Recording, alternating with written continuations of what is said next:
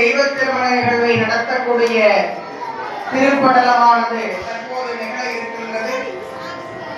இன்றைய தினம் நமது தெய்வ திருமண மங்கள நிகழ்வுதனை ஏற்கக்கூடிய மணமகன் வீட்டாராக சூலூர் தயா அசோசியேட்ஸ் மற்றும் திரு பன்னீர்செல்வம் சாந்தி அவர்களும், மணமகள் வீட்டாராக ஏரித்தோட்டம் திரு ப நவநீத கிருஷ்ணன் மற்றும் அருணா ராணி அம்மையார் அவர்களும் இருவரும் இந்த தெய்வ திருமண மங்கள நிகழ்வுதனை முன்னின்று நடத்தக்கூடிய கட்டளைதாரர்களாகவும், இன்றைய தினம் தெய்வ திருமண மங்கள நிகழ்வுக்கு வந்திருக்கக்கூடிய அத்துணை அடியார் பெருமக்கள் மற்றும் அன்பு குழந்தை செல்வங்கள் யாவரையும் வரவேற்று மகிழ்வதோடு, ஒரு கல்யாணம் அப்படின்னா அதுல முக்கியமான 3 விஷயம் என்ன அப்படின்னா, மணமகன் வீட்டார், மணமகள் வீட்டார், இன்னொன்னு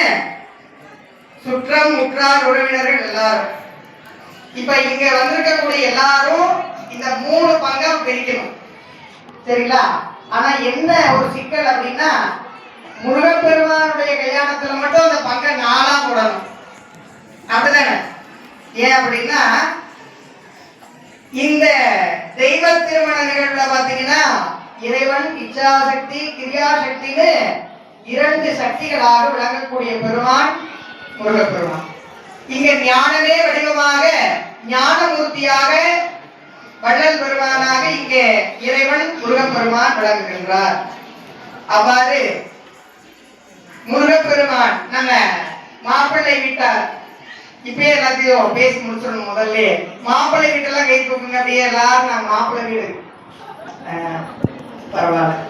இந்த தெய்வானை வீட்டுல இருந்து நிறைய சீர் எடுத்துட்டு வந்து இங்க உட்கார்ந்து இருக்க தெய்வானை வீடு யார் யார் இந்த லோகத்துல இருந்து இருக்கவங்க பொண்ணு வீடு யாருமே இல்லையா? எல்லாருமே எங்க கையே தூக்கலையே.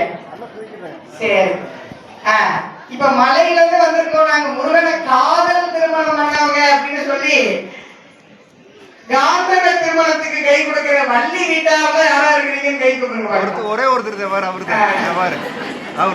நாங்க அவரை புடிச்சு கூட்டிட்டு வந்திருக்கிறோம். ஆமா, சரி சாமி, நாங்க கல்யாணம்